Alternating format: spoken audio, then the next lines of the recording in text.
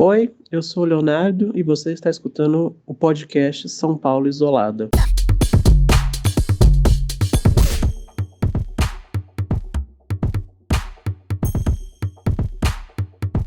Eu tenho 1,70 m, 77 quilos e tô um pouco naquela fase da vida que mistura um pouco coisas de jovens e coisas de velho. Então tem sempre uma cara de criança, mas com um pouco de olheira, uma calvície um pouco aqui e ali, uma marca de expressão, um pouco agravado pela pandemia, um óculos, uma barba meio falhada e um andar meio curvado. Esse sou eu. Eu sou muito acostumado, desde o começo, a trabalhar em casa. Quando eu fiz a segunda faculdade, eu continuei trabalhando em casa, fazendo livros e tudo mais, então eu estava muito acostumado com o processo do home office. Então, no começo, não pegou pra mim, assim. Pra mim foi uma situação que eu já estava acostumado, que é diferente dos meus pais, que, ai meu Deus, surtaram um pouco e não entendiam nada. Eu tinha acabado de viajar, foi engraçado. Devo ter voltado na quarta, trancaram o mundo na sexta, mas enfim, eu tava de alguma maneira revigorado de espírito, então a bateria tava recarregada, eu já tava acostumado com a situação, então eu vou te falar que os 3, 4 primeiros meses não foram tão difíceis pra mim, na verdade. Teve todo o transtorno do home office, que, tipo, irrita pra caramba, e as telas cansam muito o olho, do tipo, meu Deus, eu não aguento mais olhar pra tela. E aí foi rolando umas coisas estranhas, do tipo, eu não aguento mais olhar pra tela, e o único jeito de sociabilizar é com uma tela. E aí isso começou a ser um problema, porque eu não queria encontrar os meus amigos no Google Meets, porque eu já olhei a tela o tempo inteiro, e aí no fim do dia eu vou olhar mais tela, é muito cansativo. Daí eu fui entrando numa vibe solitária. E aí eu me conheço, eu sei como eu sou, e o jeito que eu lido com isso é inventando metas que eu não vou cumprir no tempo de uma quarentena. Vou precisar de 2 quarentenas pra resolver. E a graça é essa, assim. Porque se você resolve no tempo de 2 dias, você surta porque você fala, meu Deus, não tenho o que fazer e tudo mais. Então eu escrevi muito. Escrevi um roteiro, escrevi 2 pilotos. E isso me distraiu muito. Eu não encontrei meus pais esse tempo inteiro. Então faz 1 ano e meio quase que eu não vejo meus pais, porque eu não vi eles no Natal, não vi eles no Ano Novo, da época que não tinha pandemia. Eles são de onde, né? Eles são de Campo Limpo Paulista, é aqui perto, mas acabei não vendo. É engraçado, tô com presentes da viagem pra entregar pra eles. Faz 1 ano que era um presente da viagem, que virou aniversário da minha mãe, que depois virou Dia das Mães, que depois virou presente de Natal, e assim, continua virando e nunca foi entregue. Mas nunca encontrei com eles, e daí depois de um tempo eu comecei a encontrar uns amigos. No ano passado já. E aí foi uma coisa meio assim. Encontra, tranca 2 semanas. Encontra, tranca 2 semanas. Encontra, tranca 2 semanas. E aí foi o jeito que eu escolhi pra lidar, assim. Tipo, de ser muito rigoroso com família. Então não vejo minha mãe, não vejo meu pai, não vejo minha avó, não vejo minha bisavó, que eu tenho bisavó. Mas também, assim, é feio falar isso, é horrível, tá? Talvez a gente devesse ser mais forte, mas a gente não é e a gente não consegue. Então eu precisava interagir com alguém de vez em quando. Então eu resolvi interagir com gente mais nova, que é um raciocínio meio errado hoje em dia, a gente sabe, mas foi o jeito que eu encontrei para lidar com aquele momento. Então a gente se encontrava, e gente de muita confiança. Então a gente se encontrava, ficava um tempo sem se ver, encontrava, ficava um tempo sem se ver, e assim eu fui lidando com a pandemia. Vocês iam pra casa dos outros ou saía? No começo a gente ia muito pra praças, e daí ficava todo mundo de máscara e tudo mais. Tive muita vontade de ter cachorrinho, mas desisti por uma questão de responsabilidade emocional. Do tipo, eu preciso estar melhor, tanto economicamente quanto emocionalmente pra ter um bichinho. Porque, enfim, por mais que a pandemia não tenha fim, o tempo de vida de um bichinho é maior do que o tempo da pandemia. Então, eu tento me segurar. E é um pouco isso, assim, não tenho paciência pra maratonar série, pra ver filme um atrás do outro, pra ler vários livros seguidos. Consigo fazer isso no tempo normal que eu tinha na vida. Só o trabalho foi a única coisa que conseguiu me me absorver a ponto de fazer o tempo passar. Fazer os pão da quarentena? Fiz. Achei chato? Achei. Cuidei das minhas plantinhas. Cuidar das plantinhas também ajudou. Você tenta fazer alguma rotina, assim? Ou você não funciona a rotina? Eu me sobrecarrego, basicamente. E eu me sobrecarrego sem muita rotina. Eu sei o que eu tenho que fazer no dia. Então, por exemplo, como eu trabalho com 2 trabalhos, um de roteiro e de audiovisual, eu faço até hoje as 2 coisas. Corrigindo que eu falei errado, é um trabalho de editoração, fazendo livros, e outro de roteiro de audiovisual. Eu vou variando a partir do meu humor. Eu tenho uma agenda que eu fico marcando as tarefas do dia e eu vou acabando com elas ao longo do dia a partir da minha vontade e do meu humor. Até porque eu tenho horário flexível no trabalho, então eu só preciso cumprir as minhas horas. Eu não preciso entrar de tal hora a tal hora. Então eu fico fazendo isso. Como você acha que você vai sair, assim, de comportamento? Você vai... É porque vai ser diferente, porque a gente vai estar vacinado, mas essa questão de você ficar isolado por mais de um ano, assim, sozinho. Como que você acha que vai afetar o seu modo de viver as coisas? Olha, eu não sei muito bem, não pensei muito sobre. O que eu sinto hoje é que tem amigos que faz muito tempo que eu não vejo. E eu tenho medo. Eu tenho medo de ter desgastado tudo e não fazer mais sentido as amizades, porque esfriou. E não gostaria que isso acontecesse. Vou tentar que não aconteça, mas eu tenho uns 4, 5 amigos que eu fico tipo, faz tempo que eu não falo com eles, né? E eu falo, poxa, será que a relação vai sobreviver, sabe? Eu tenho um pouco esse receio. Eu acho que eu vou ser bem jogar na defensiva no primeiro momento. Tipo, entender. Porque eu acho que vai ter uma coisa muito, tipo, uau, liberou geral, sabe? Então as pessoas vão estar muito empolgadas. Eu senti isso essa semana, por exemplo, que foi quando a gente saiu de uma fase, sei lá, qualquer as cores, porque eu me confundo tudo. Então a gente saiu da vermelha e foi para uma que é de transição que não tem cor nenhuma. Acho que foi isso que aconteceu. É uma bagunça. Porque a gente vê noticiário do Rio de Janeiro, e o Rio de Janeiro tem umas cores, né? Depois você vê do Sul tem outras, São Paulo tem outras, você mistura tudo na cabeça. Mas, enfim, essa semana a gente saiu de um para uma outra, então teoricamente relaxou. E aí eu fui no Minhocão bem na semana que, tipo, relaxou. Foi horrível. Tipo, se todo mundo saiu ao mesmo tempo, assim, sabe? Então eu acho que eu deixaria umas 2, 3 semanas, um mês, assim, do tipo, o povo extravasar. Mas daí depois eu acho que eu começaria assim, até porque é isso, eu tenho muito medo de algumas relações terem esfriado, então eu quero cuidar delas. Então, quando abrir, eu acho que é isso. Eu não sinto falta de bar, balada, essas coisas, mas eu sinto falta de coisas muito pequenas e idiotas, assim. Tipo restaurante de quilo, sabe? Você tá na fila de alguma coisa e conversa com alguém, do nada. Essas pequenas interações de cotidiano que talvez acho que mais fazem falta pra mim. Não necessariamente do que grandes eventos. Mentira, bolo de aniversário eu também sinto muita falta. Que faz muito tempo que não existe. Eu não vou comprar um bolo na confeitaria pra comer sozinho. Que é outro mal de morar sozinho. Tem coisas que tipo, você fala, eu não vou cozinhar isso porque é gigante a receita. Não dá pra fazer uma porçãozinha. Tudo bem, a gente mora no lado da Soidier. É só comprar um pedaço de bolo, ok. Mas não é a mesma coisa. Sabe? Umas coisas bem bobas. Mas que não tem nada que você substitua numa rotina de isolamento em casa, sabe? Nada numa parada mística ou especial ou nada disso, assim, tipo, dia a dia mesmo, sabe? Falar com fulano do trabalho. Falar, vamos comprar um pão de mel lá embaixo? Vamos, daí desses 2, compra um pão de mel na máquina, de doce, sabe? Tipo, umas coisas assim que, tipo, não existe mais. É engraçado. E talvez não exista mais depois, mas é isso.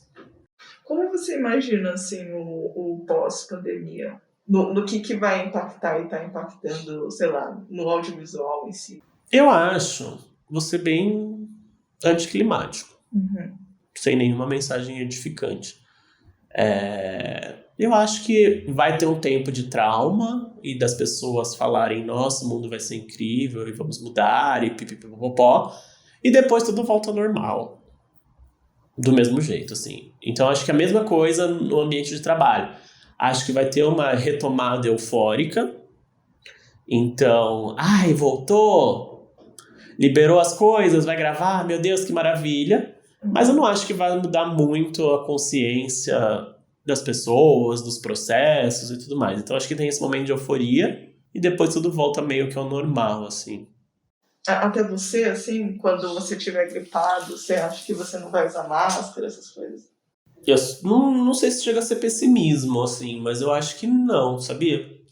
Não sei. Mas sim, seria muito melhor se a gente aprendesse alguma coisa disso. Se virar uma coisa coletiva, talvez eu abrace de verdade. Porque tem muito esse sentimento do Brasil de estou exausto, só eu faço, sabe? Então, tipo, só eu uso máscara, que bosta. Então, pra que eu vou usar? Só eu faço isso. Eu não tô falando que eu não uso, eu estou falando que tem esse cansaço de que só você parece que está fazendo certo. Uhum. Os vizinhos daqui fazem um jeito, o vizinho daqui do outro lado faz de outro. Então, tipo, não tem esse sentimento que a gente viu acontecer nos países orientais, pipipipopó. Até porque a gente tem um problema de não saber quem escutar e não saber quem ouvir e tudo mais, sabe? Tipo, seu chefe fala uma coisa, a prefeitura fala outra coisa, a OMS fala outra coisa, o presidente fala outra coisa. Uhum. Você fica completamente perdido, sua mãe te pressiona pra te ver e você fala não. Você fica assim, sem entender, assim, sem ter um rumo, sem ter um norte. Uhum. Então eu acho que esse sentimento, de alguma maneira, se prolonga. Essa bagunça que gera esse sentimento se prolonga no pós. E a gente não... Porque isso, a gente não se organizou para pensar no coletivo, a gente não se organizou para pensar nas consequências, a gente não se organizou para deixar de ser imediatista. Uhum. Então eu acho difícil esse aprendizado ser incorporado numa rotina pós-pandemia, sabe? Talvez eu use a máscara, porque assim, eu tenho máscaras descartáveis aqui, tenho um pacotão de não sei quantas. Talvez eu use enquanto existir o pacotão no meu armário, mas eu acho difícil comprar no pós-pandemia máscaras novas, sabe? Uhum. Esse tipo de coisa. E também eu fico imaginando que se você usar máscara, todo mundo vai ficar te olhando. E aí tem uma coisa desse social. É horrível, eu tenho rinite. Uhum. No começo era bem estranho, assim, porque é isso, mudou o tempo, eu fico com o nariz todo ruim e bizarro, e eu me sentia, não sei até que ponto era neura minha, ou se era realmente isso, mas assim, quando você tá com rinite no mercado e espirra e tá com aquele olhar, as pessoas já ficam muito assustadas com você. Do tipo, meu Deus, essa pessoa e tudo mais. Eu falo, gente, é só uma rinite. Mas assusta, as pessoas têm medo. Mas assim, tem medo e tá lá com as máscaras tudo errado, sabe? Tipo, tem medo, mas tá lá e tá fazendo errado. E aí ela teme só que eu faça alguma coisa pra ela, mas ela mesma não faz por ela mesma. Você chegou a pegar Covid, não? Não que eu saiba, nunca fiz exame, então posso ter passado pela turma dos assintomáticos.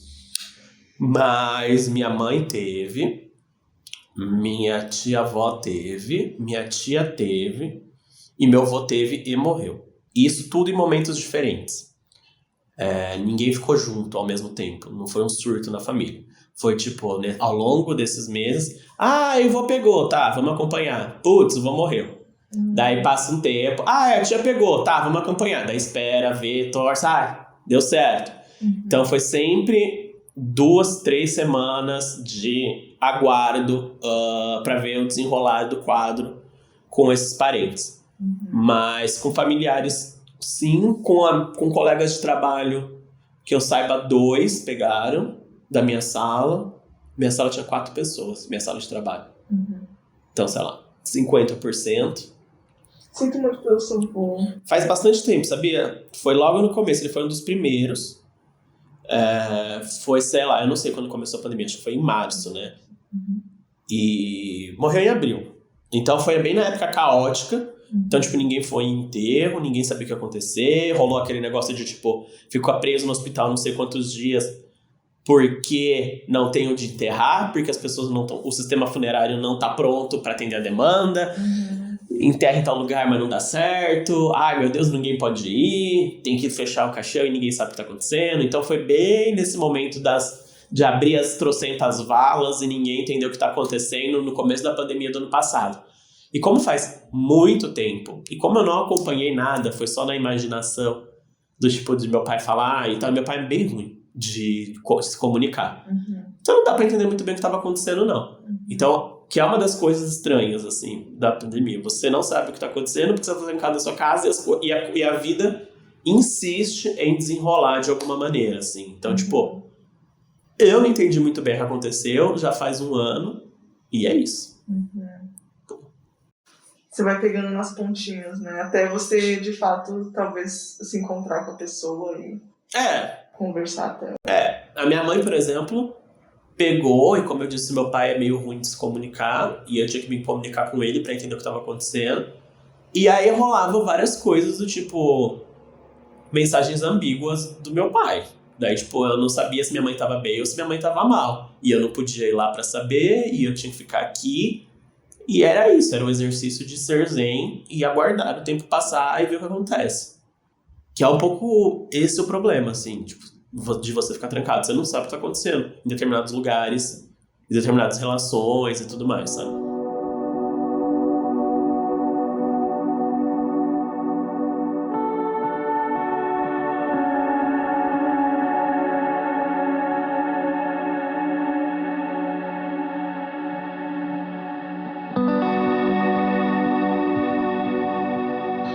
E o que você está achando da condução da pandemia pelo governo, assim, aqui no Brasil? Olha, eu não sei como falar essas coisas, porque óbvio que a gente não tem condições técnicas de avaliar e falar com propriedade as coisas, mas a gente tem um sentimento que é muito claro, que é um sentimento que tudo é uma grande bagunça e ninguém se entende. E aí eu tô falando de várias esferas de governo, não tô falando só do governo federal, que talvez seja o ápice da bagunça e todo mundo sabe, e é um lugar comum e etc. Mas eu tô falando também de prefeitura, eu tô falando de governo do estado, e é uma grande bagunça. E a gente sabe que tudo é uma guerra de interesses, né? Na época da eleição, libera as coisas, depois da eleição fecha, esse tipo de coisa.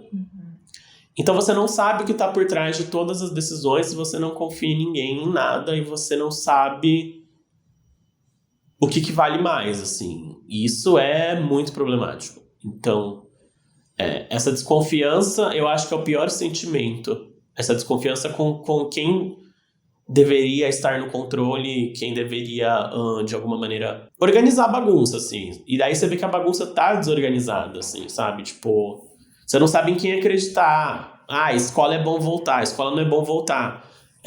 Escola é bom ou não é, sabe? Tipo, é um sentimento muito estranho. E é um sentimento que eu acabo... Daí eu ligo o meu modo de não confiar em ninguém. Então, não confio em ninguém, porque é isso. Me disseram que era 3 semanas, depois me disseram que era não sei quantos meses. E assim, vamos ser muito sinceros, médicos sabem o que tá acontecendo. Eles sabem que o tempo, tipo, epidemiologistas e tudo mais, eles sabem que o tempo do desenvolvimento de uma doença é 2, 3 anos, sabe? Assim, isso podia ser contado desde o começo, mas não é contado, e nunca é. E sempre é uma coisa tipo, mudou, agora é isso. Então eu liguei o meu modo desconfiado, assim, de alguma maneira. Nem os cientistas, assim, você tem... Mas é complicado também, porque eles podem falar uma coisa por exemplo, os cientistas falando que da segunda onda em Manaus. Eles alertaram há um mês, sei lá, ou mais. E aí não fizeram nada. É complicado isso também, né? Você pode, tipo, escutar eles, mas talvez se preparar para a terceira onda, por exemplo. E porque cientistas não estão no controle da situação, né? Não são eles que trancam a rua. Então eles falam, tem que trancar a rua. Daí ninguém tranca. Daí ele fala, então agora é tanto de mês agora pra lidar com esse problema que não resolveram. Mais pessoas que, tipo, têm interesses claros não estão no comando. Acho que é esse talvez o grande ponto, assim, sabe?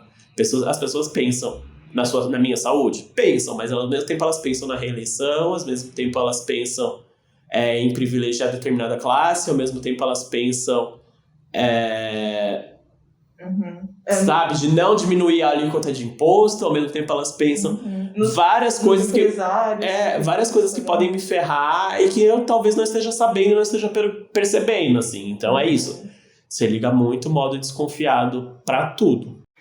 E o futuro pós-pandemia, assim, do Brasil? E o seu pessoal também, como que você imagina?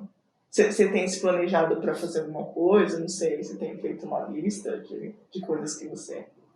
E também na morte, assim, você tem pensado? Eu sempre pensei na morte. É um assunto que me interessa enquanto artista. Então não é que a morte entrou na rotina agora. Eu leio muita coisa sobre morte, eu trabalho com obras audiovisual sobre o tema. Então, assim, não acho que aumentou, continuou como está. Talvez tenha se aproximado mais da rotina, mas eu necessariamente não tenho medo dessa aproximação com a rotina. Não acho que vou bitolar por causa disso. Acho que vou escrever mais. Acho que vou... Porque é isso, se é um tema que me interessa, se está mais próximo cada vez mais, isso me torna mais produtivo na minha criação artística. Isso é bom. E qualquer outra coisa? É do futuro, do pós-pandemia. Então, eu não sei como é que vão estar as coisas. Como eu te falei, às vezes eu penso em mudar de apartamento, às vezes eu penso em morar com uma pessoa, dividir para ter companhia e tudo mais. Às vezes eu penso que eu posso levar minhas relações de uma maneira diferente. E é foda porque eu tava passando no profissional por um processo de transição de carreira, né? Então eu tava com 2 trabalhos, querendo chegar na meta de ficar só com um, e eu não consegui fazer isso. E assim, eu entrei na faculdade em 2014, numa faculdade de curso integral, tendo que pagar minhas contas sozinho, morando em São Paulo, que é uma cidade de puta cara, e trabalhando. E aí eu consegui fazer o curso superior do audiovisual, que é um curso meio cansativo, e trabalhar ao mesmo tempo. E aí depois eu comecei a trabalhar no mercado de audiovisual, mas enfim, eu ainda tinha as contas do custo de vida de São Paulo, então continuei fazendo livros. E aí a meta era, bem no começo da pandemia, chegar no lugar de só ter um trabalho. Porque ter um trabalho é qualidade de vida, né, minha gente? Você consegue limpar a pia. Você consegue, eventualmente, ir no cinema. Você consegue ver o que tá passando na TV. Mas eu não consegui. Então, e enquanto o tempo da pandemia durar, eu tenho a impressão que eu ainda não vou conseguir. Mas eu quero muito terminar o que a pandemia interrompeu. E que é as coisas, desenrolar as coisas do trabalho. Mas é um pouco isso, assim, eu crio muitos planos, mas eu crio planos por lazer. Pô, não sei se eu vou executar todos eles. Pô, hoje eu penso, e se eu fizer isso, morasse em tal lugar e fizesse tal coisa, e daí tivesse tal bichinho e fizesse, né? É quase esse exercício, e amanhã eu mudo totalmente de pensamento. E se eu morasse em outro lugar, e se eu fizesse outra coisa e tal. E aí eu não acho que seja eu surtando, mas sou eu exercitando as possibilidades. E ao mesmo tempo é isso. Não sei o que vai acontecer, porque eu tento não criar metas e expectativas para não me frustrar, porque era para ser 3 semanas, como eu disse, já faz não sei quantos meses que a gente tá nessa.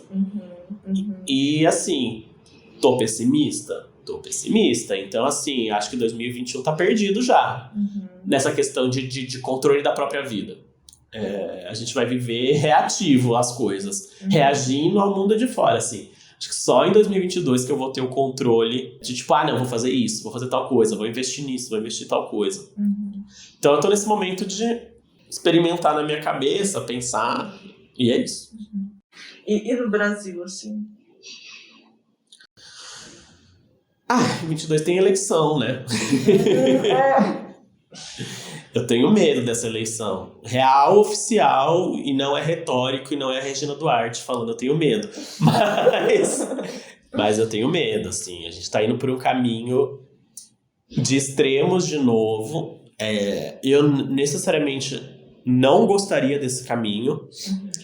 Não sou anti-PT, anti-lulismo, nem nada disso. Mas eu acho que a gente está indo por um caminho que não acalma os ânimos. A instabilidade política parece que continua por mais 4, por mais não sei quantos anos. E é um problema, porque eu queria muito que chegasse aquele momento que a gente vai falar, ufa, respiramos, passou. Então, de novo, eu acho que o caminho da eleição está indo para esse lugar do tipo, Guess. Segunda onda. A gente vai ter um revival de 2018. Uhum. E isso é muito cansativo. Muito cansativo emocionalmente, assim. Uhum. Então eu, por exemplo, eu estaria disposto a ir pelo famoso caminho que não existe da terceira via. Uhum. Só pra ver se acalma os dois lados, assim. A gente fala, tipo, tá, agora vamos conversar, sabe? Uhum. Mas não vejo isso acontecer no horizonte, assim. Então é isso. Uhum. Vamos ter que se polarizar de novo. Inferno. Você ainda acha que ele pode ser reeleito? Olha, eu não duvido. Não duvido mesmo. Mas eu acho muito mais difícil. Do tipo, se eu não tinha esperança em 18, agora eu tenho. Pelo menos. Tem que ver como as coisas da pandemia vão desenrolar. Tem a questão da CPI rolando. Não acho que essa CPI vai virar alguma coisa a ponto de virar processo, de virar impeachment, nem nada disso. Mas acho que um processo de fritura e desgaste de imagem, com certeza. Então, esperamos que desgaste. Esperamos que alguma coisa ali se corroa mais pra gente poder pensar no futuro, porque é difícil, assim, tipo, de alguma maneira as coisas estão chegando na gente, assim, óbvio, a gente é de alguma maneira privilegiado, a gente, segundo a classificação, apesar de não se sentir rico, a gente é rico segundo o IBGE, comparado com o resto do Brasil e tudo mais, e até na gente tá chegando os problemas, assim, sabe?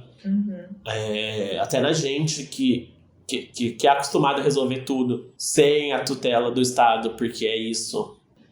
Tipo, eu vou lá e pago meu plano de saúde mesmo, foda-se. Eu vou lá e compro mais caro porque eu tenho dinheiro, foda-se. Até na gente esses problemas estão chegando, assim. Então, tipo, até os privilegiados estão sofrendo de alguma maneira. E daí você fala, uou, tem alguma coisa aqui. Porque, tipo, essas classes mais privilegiadas, elas são um pouco mimadas. Elas não se dão bem quando o problema chega nelas. Então, talvez isso gere uma relação, porque a gente sabe que no Brasil o determinante nesses processos todos é um pouco a classe média, né? Então, já chegou nela faz tempo. Então, ela que vai...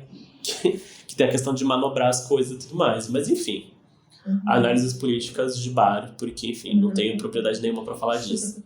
Do dia a dia você vai notando, sei lá, mais pessoas de rua pedindo dinheiro, essas coisas. Também.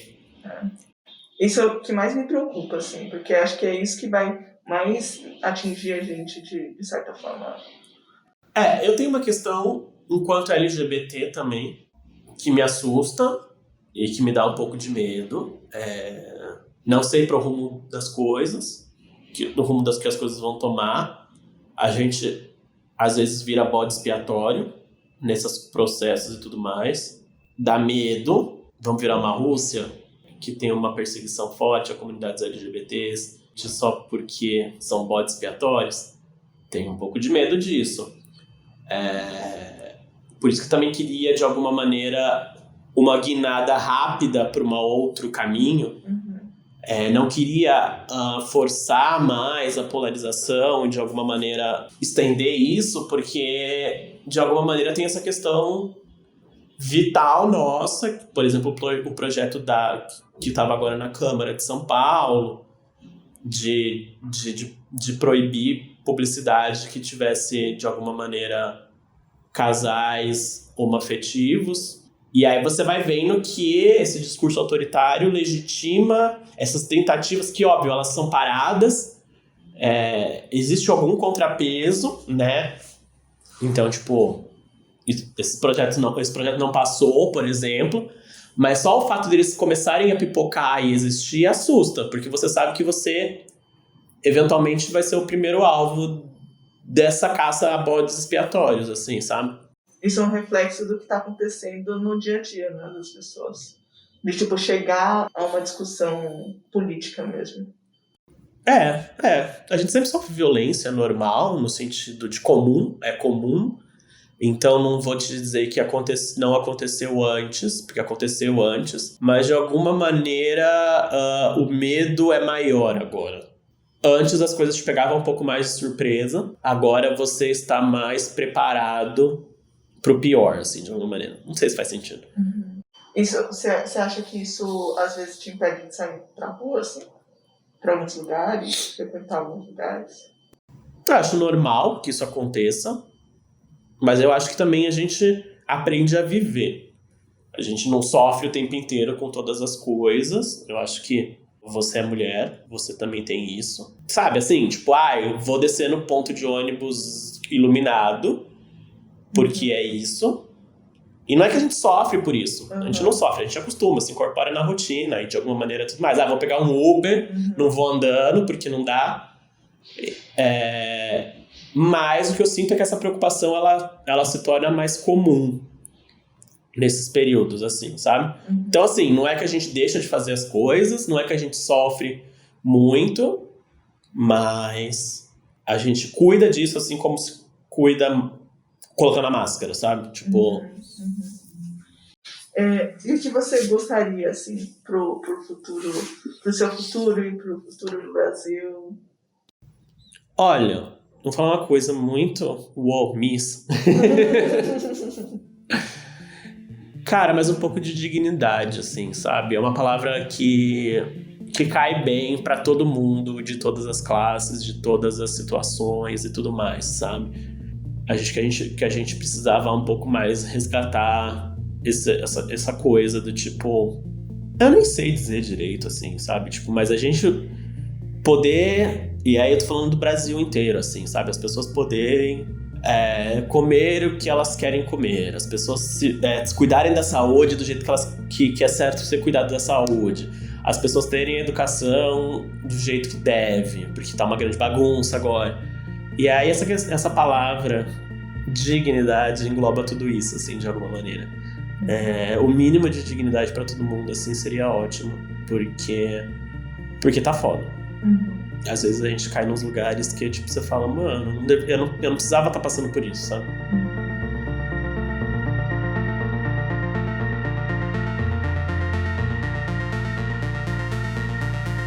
O podcast São Paulo Isolada é um projeto independente criado por mim, Isabela Yoshimura. Se você quiser participar do projeto ou conheça alguém que possa se interessar, preencha o Google Forms que está no nosso Instagram e no nosso site, o saopauloisolada.com.br. Se quiser contribuir com o projeto, temos uma campanha aberta no Catarse também. Toda ajuda já é um super apoio para que ele aconteça. Se puderem, fiquem sempre em casa. Preservar nossas vidas no momento atual é o mais importante para a gente voltar com tudo nesse futuro que está se abrindo sempre. Uma boa semana e até o próximo episódio.